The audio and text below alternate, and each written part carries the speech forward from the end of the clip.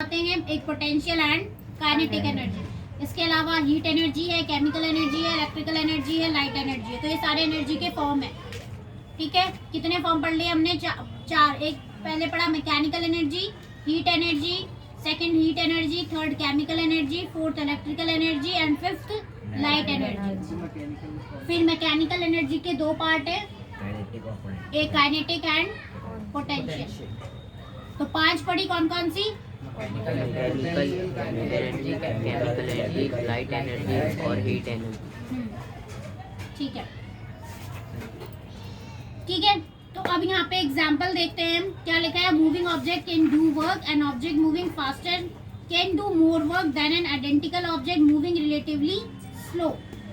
ठीक है, कोई भी ऑब्जेक्ट जो मूव कर रहा है वो क्या कर रहा है? वर्क डन कर रहा है। यही पढ़ा हमने कि अगर कोई भी ऑब्जेक्ट मूव करता है तो वो क्या कर रहा है?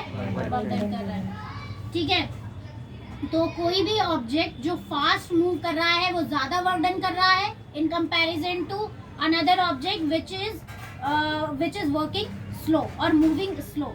मींस हम दो ऑब्जेक्ट लेते हैं।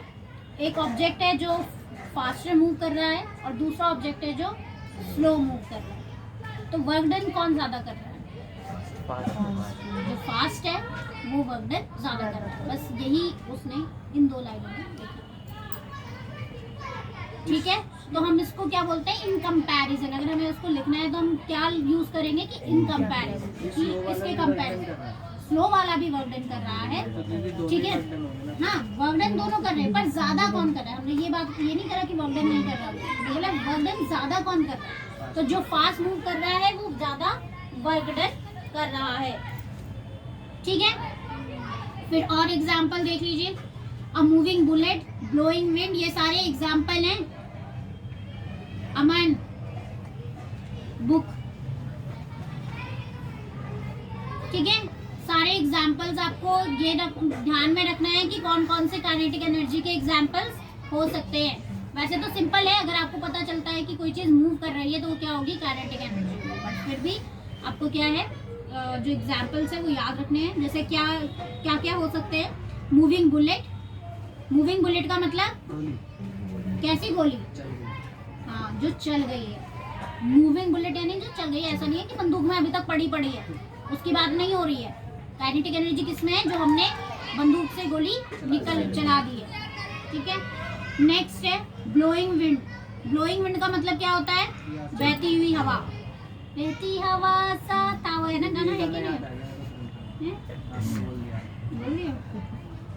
था ना बहती हवा सा। पर ये बताओ कि पानी बहता है, हवा कैसे बहती है? गाड़ी चलती है, हवा चलती है। मैंने तो उसे आज तक चलते हुए नहीं देखा, पैर भी नहीं देखी मैंने। महसूस होती है। महसूस होती है। अच्छा, बाइक पे जब जाओगे देखना ये अभी जाओगे, अभी तो और आगे नहीं जाओगे। इस टाइम तो और ही महसूस कान होती पे है। तो हवा बहती बहती है, ये पता नहीं, महसूस होती है। महसूस होती है। चलो ठीक ये है, देगा नहीं यार। तो बहती हवा सा था वो। तो वो क्या था? Blowing blowing wind. ठीक है, तो विंड को जब हम ये बोलते हैं कि हवा बह रही है तो हम क्या यूज करते हैं? Blowing wind. ठीक है, तो सही वर्ड यही है कि हवा बहती है। चलती है ये तो हम खुद बोल देते हैं ना। चलो, फिर क्या है? ब्लोइंग विंड, अ रोटेटिंग व्हील। रोटेटिंग व्हील से क्या समझते हैं आप लोग? ये है ना, हाँ, एग्जांपल ला रहा हूं आज। अ स्पीडिंग स्टोन। स्टोन की स्पीड कैसे अपने आप खड़े खड़े स्पीड आ जाएगी स्टोन में? ये रोलिंग स्टोन क्या है। बोलते हैं? पत्थर को ये रोलिंग स्टोन है। तो क्या है? Rolling stone. Rolling stone. इसमें तो स्पीडिंग स्टोन लिखा है। ये रोलिंग है, रोलिंग। रोलिंग स्टोन नहीं भाई, यही चलो ठीक है, जिसमें मतलब एक ही है वो कि क्या हो रहा है, जैसे स्टोन ऊपर से नीचे गिर रहा है तो उसमें भी क्या है? एनर्जी है। ठीक है, आगे बढ़ते हैं। अच्छा, तो we call this energy as kinetic energy. तो सारी काइनेटिक एनर्जी के एग्जांपल है, क्योंकि इसमें सब क्या हो रही थी? मूवमेंट हो रही थी। तो ये ध्यान रखना है, मूवमेंट होगी तो कौन सी एनर्जी होगी? काइनेटिक एनर्जी होगी। नेक्स्ट देखिए, अ फॉलिंग कोकोनट। याद रखना, मैं पूछूंगी नहीं। फॉलिंग कोकोनट, कोकोनट गिर रहा है। स्पीडिंग कार, खुशी क्या हुआ?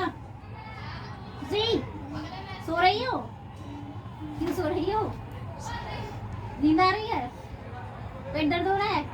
सर दर्द हो रहा है? क्या हो रहा है?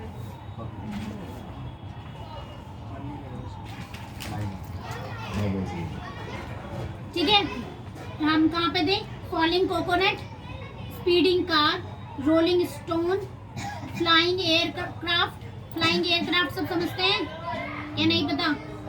क्या?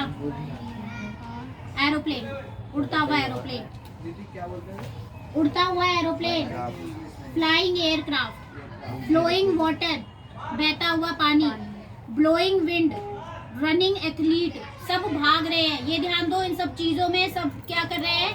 भाग रहे हैं, मूवमेंट हो रहा है। भाग नहीं रहे तो मूवमेंट हो रहा है, तो मूवमेंट हो रहा है तो कौन सी एनर्जी है? काइनेटिक एनर्जी है। ठीक है, तो अब आपका काइनेटिक एनर्जी की डेफिनेशन देखिए। Kinetic energy is the energy possessed by an object due to its motion. तो मोशन के कारण अगर किसी में एनर्जी आती है तो उस एनर्जी को हम क्या बोलते हैं? काइनेटिक एनर्जी कहते हैं। और जितनी उसकी स्पीड बढ़ती जाएगी काइनेटिक एनर्जी बढ़ती जाएगी, और अगर स्पीड स्लो होती जाएगी तो काइनेटिक एनर्जी कम होती जाएगी ना। काइनेटिक एनर्जी स्लो नहीं हो सकती, तो क्या हो जाएगी? कम हो जाएगी। ठीक है, अब नेक्स्ट देखते हैं। ये सारा आपका क्या है? इसके बाद फॉर्मूला है v² minus u² is equal to 2as। ये आपने कौन से चैप्टर में पढ़ा था? मोशन।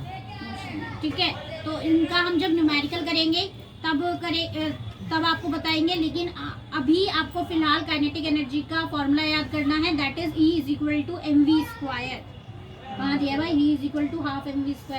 दिया है? E is equal to half KV है नीचे, यहाँ पे नहीं दिख रहा मेरे को। केवी। अच्छा यहाँ है, E के is equal to half mv²। K जो नीचे लिखा है उसका मतलब है काइनेटिक, E का मतलब है एनर्जी। कुछ पूछना है बताओ? याद कर रही हो भी? ठीक है, K का मतलब क्या है? Kinetic energy. K लिखा है नीचे मतलब काइनेटिक एनर्जी, P लिखा होगा तो पोटेंशियल। ठीक है, तो E के is equal to half mv²। तो काइनेटिक एनर्जी का ये फॉर्मूला याद रखना है आपको, हाफ mv²। m का मतलब मास है और v का मतलब क्या होता है? प्लास्टिक नहीं होता, वेलोसिटी। ठीक है, नेक्स्ट देखिए पोटेंशियल एनर्जी। इसमें एग्जाम्पल हैं आपके। ठीक है,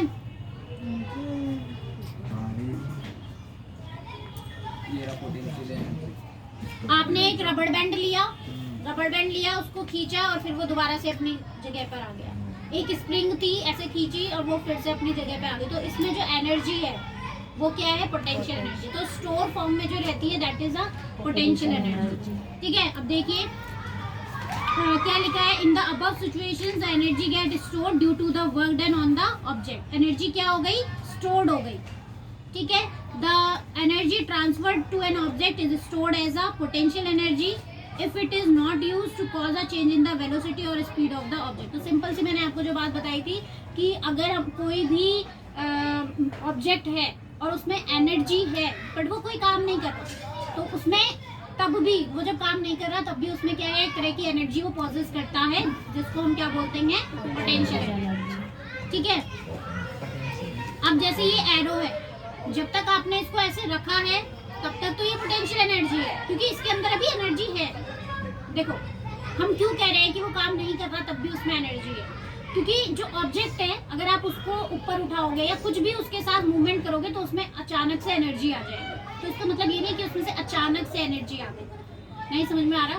फॉर एग्जाम्पल जैसे ये मोबाइल था, अभी यहाँ रखा हुआ था तो कुछ नहीं किया, इसमें कुछ नहीं है, लेकिन अब मैंने मान लीजिए कि कोई ऑब्जेक्ट है और मैंने इसको उठाया और मैंने इसको फेंक दिया, अब इसमें एनर्जी आई ना?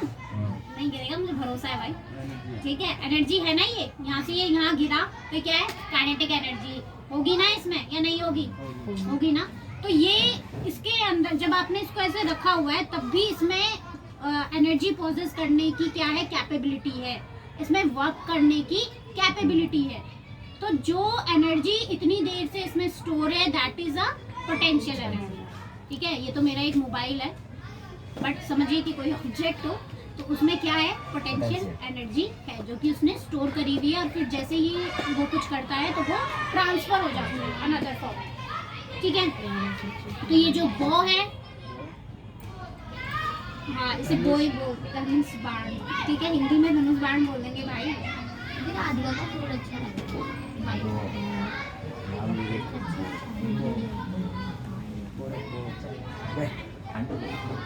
ठीक है, हाँ तो जब हमने इसको ऐसे पकड़ा तो उसमें पोटेंशियल एनर्जी थी, जैसे ही हमने खींच के मार दिया, कौन सी एनर्जी आई, काइनेटिक। तो that this is the formation of transfer of energy, कि पहले पोटेंशियल थी फिर क्या हो गई, काइनेटिक। ठीक है, पोटेंशियल एनर्जी ऑफ ऑब्जेक्ट। ये अब आपके पास जो है energy of an object at a height, इसमें एक दो क्वेश्चन है। ठीक है, ये law of conservation of energy नए टॉपिक से हट गया है या अभी भी है कि नहीं है? नई बुक देखो भाई, किसके पास है नई बुक? नहीं है दीदी, है law of conservation of energy. Rate of doing work है। दो टॉपिक लगे दीदी है। Are various energy forms interconvertible. Okay,